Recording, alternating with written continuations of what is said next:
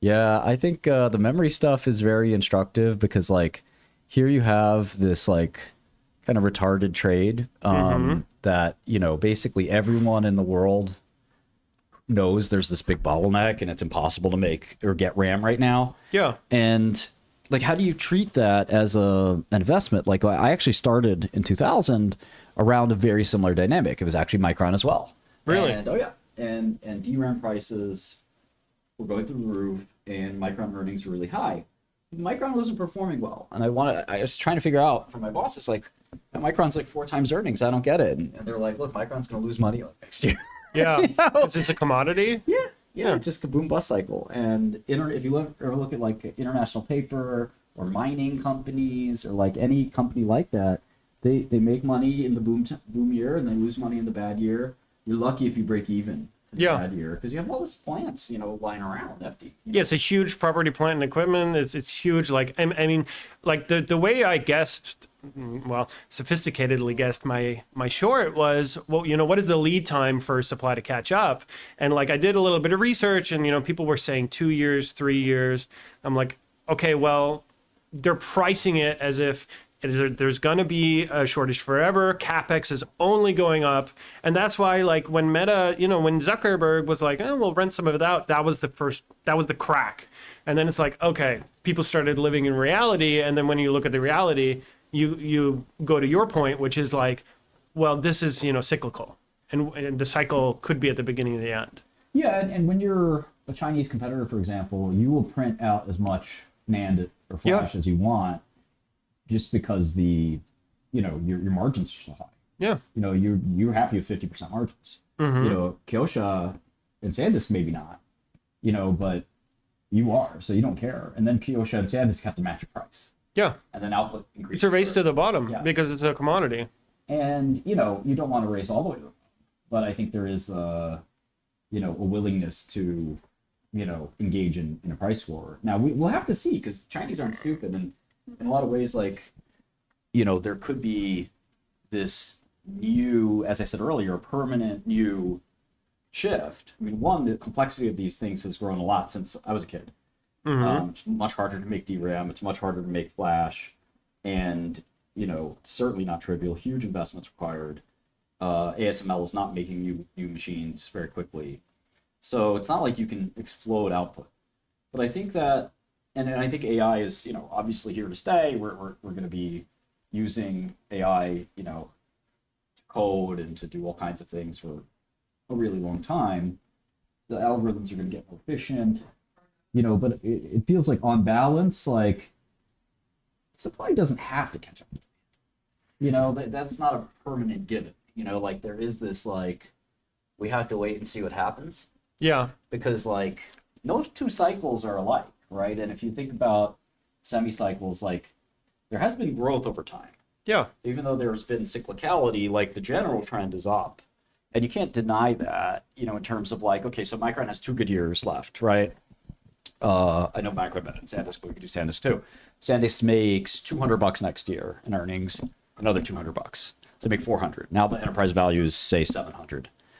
So now what? What do they make from here? Is it 50? Is it 100? Is it 0?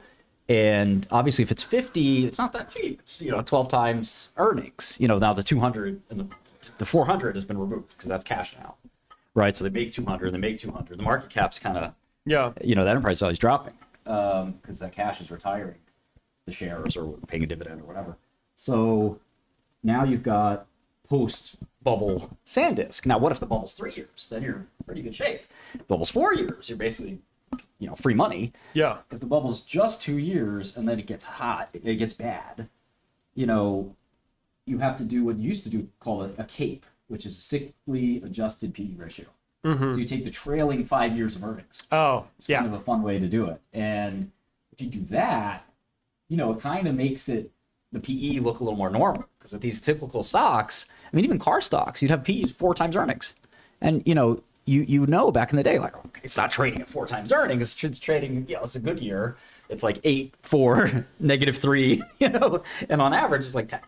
And that's kind of what autos used to be. Now, a lot of these businesses have made the transition from super cyclical to a little less cyclical, and I think that's maybe something that's going to happen in memory. And, we just don't know what the end of this cycle looks like. We kind of know what The first crack. Yeah. We know what we're on our way up. We actually don't know if we've peaked yet. And I think it kind of remains to be seen. I mean, pricing is going to be up in 27.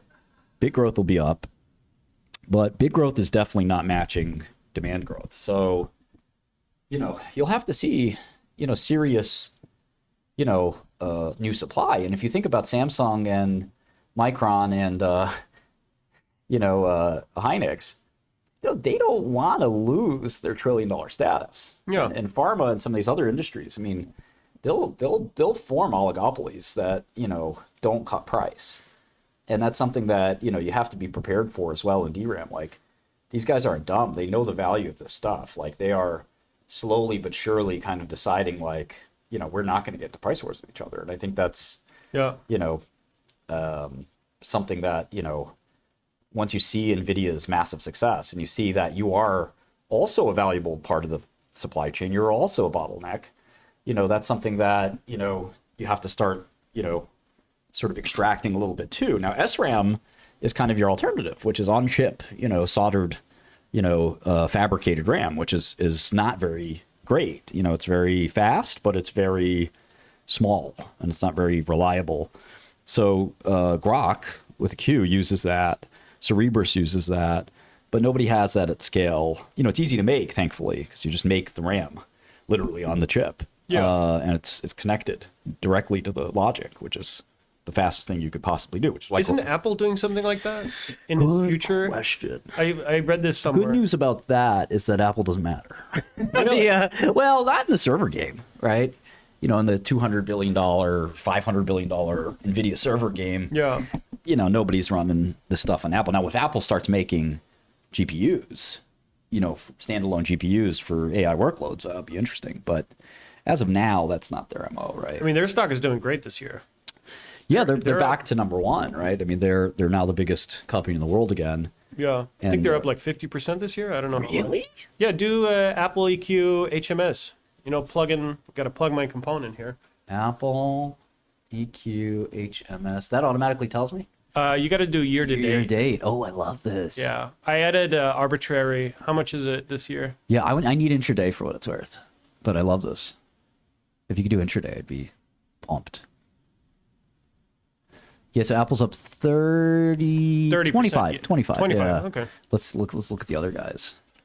Micron's still up 150 this year. Let's remove that. But yeah, let's look at like Nvidia. Nvidia's up, only 4%. Yeah, I added arbitrary dates, by the way. Yeah, I saw that. I was using that earlier, but I want intraday. Intraday, okay. Yeah, Microsoft down 16 this year. Yeah, brutal. It's not exactly a Oracle is wrecked. Yeah. I mean, a lot of these other companies Google that just only bet up on 4, yeah. A lot of these other companies that bet big on capex, like they're just Oracle's down 40. It's not down though. It's this little private company. What is that? Anthropic. Oh, 150%. Yeah.